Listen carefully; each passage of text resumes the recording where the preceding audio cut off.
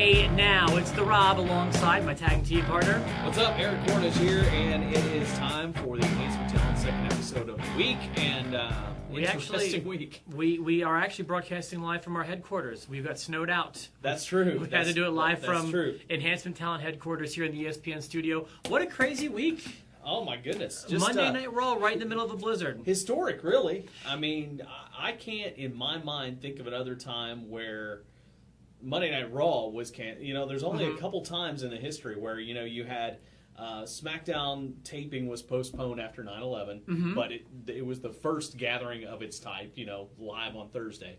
I can remember when Chris Benoit, when those tragedies happened. I was going to say that. I remember the empty building and the videos that ran in that instead of a normal Raw. And then, of course, you could go back to Beware of Dog, which actually happened, and it That's happened, true. I didn't even think of Beware of Dog. But in Florence, South Carolina, when the power went out on the pay-per-view, and then they redid the entire pay-per-view, the same card. Yeah. But other than those instances, there's never really been anything like this to where Raw was completely canceled like this.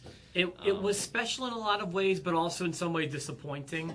I'm glad it happened in the DVR age because I did not want to watch the Royal Rumble again. I didn't like it the first time.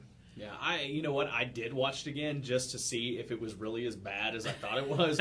It was, yeah. But there were some good moments, as we mentioned. We covered that in our previous video. It just made me a little more angry. Now, I will say this. I was on social media Monday night as Raw was going on, and come on, people. I mean, come on. If you were watching it and you were tweeting your displeasure that they didn't give you Raw, especially some of the same people that were saying they would never watch again after the Royal Rumble, get over it. Nobody canceled. What are they going to do? But I did enjoy watching the title match again. I thought that was cool. That was a good match, but again, I had just seen it literally 24 hours before that. And if you have the network, then you could watch it anytime. Yeah, I would have liked a different smattering of things. I think I know you can't do a fully produced show with the limited staff like that. The stuff they did do in the studio, I liked. I liked anytime Paul Heyman or Brock Lesnar was on the screen. Amazing.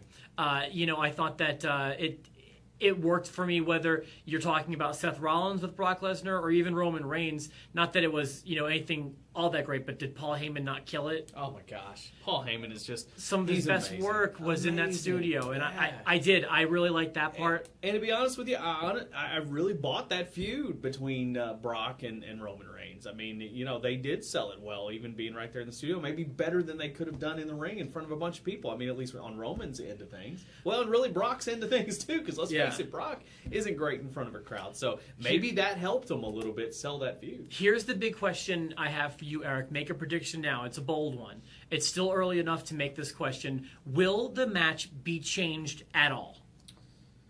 Except for no disqualification stuff, whatever. Will a different person be added to the match? Will it change? I'm going to go ahead and say no. Okay, I'm going to go ahead and say it's a really tough one. I guess no. I think they're committed to it. But I do think that something with Seth Rollins may happen with the cash-in. Yeah. I hate being that guy because someone says it every year, but that makes a lot of sense this year. It does. You typically leave WrestleMania with that feel-good moment, and I'm not sure that you do it this year. I think, it's not the 30th anniversary. It's not... it's special. It's still WrestleMania, but, why not leave with, a heel on top? You don't see that very often. I think if they didn't inject Daniel Bryan into the main event last year, they would inject somebody this year. Yeah. I think, I definitely think that this is going to happen the way it's advertised, at least for now. And I've heard some other rumblings with Daniel Bryan. At least on Twitter, they're starting a war between Dolph Ziggler and and Daniel Bryan. Whether they're doing it themselves or not, I'd see that match. I think that would be great. That'd be great too. Yeah. But anyway, so I think that's the direction that they are going for sure. All right, you want to talk about the WWE Network announcement? Yeah, let's. I don't know if this is just. I will say this. After we talked about, the cancellation, the hashtags of cancel WWE Network and all that stuff, well, WWE comes out with a statement saying that they've reached their 1 million subscribers. Now, which has been their goal. Yeah, that's been their goal, and it remains to be seen whether that was like a cumulative number or if it just was the unique, subscribers altogether, and just that counts even the people who have canceled. that may have just been their way of defeating the PR, or using PR to defeat the hashtag or whatever. But at the same time, it's still impressive, and I still think that hashtag was a lot of talk and not so much action. With the amount of expansion the network has done into different countries over the past several months since the last time they released numbers, it's believable to me that they hit 1 million legitimately. Plus, for a wrestling fan, it's a no-brainer.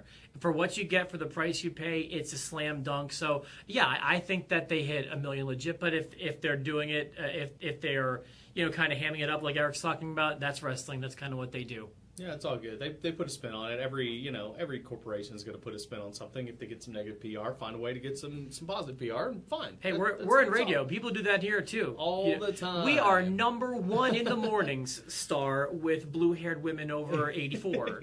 I have no idea. Yeah, Kiss is doing well. I'm not saying Kiss is doing that. I'm just saying that's the radio stations do. Absolutely. You can put a spin on anything. We're actually #4 women over 84.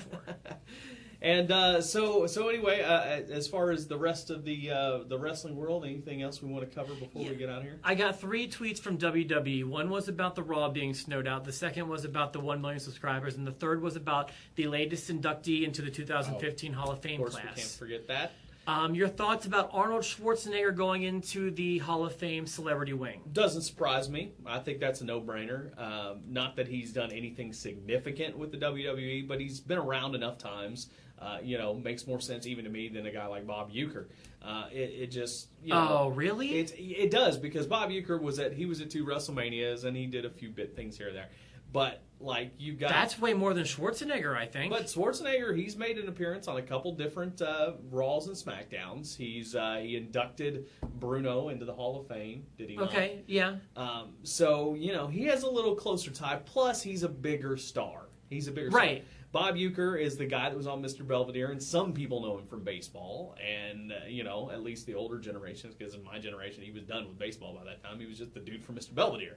I didn't even know him as that. So, some people, he was just the guy that made appearances to me, he was, on WrestleMania. I only know him as a WrestleMania star. But, Schwarzenegger, huge star. I mean, the connection he has with some of the top stars in the business, his connection with Vince McMahon, his connection with Triple H and with Hogan and with Austin and guys like that, it makes sense. And it makes sense to take a high-profile guy like that and put him in the Hall of Fame.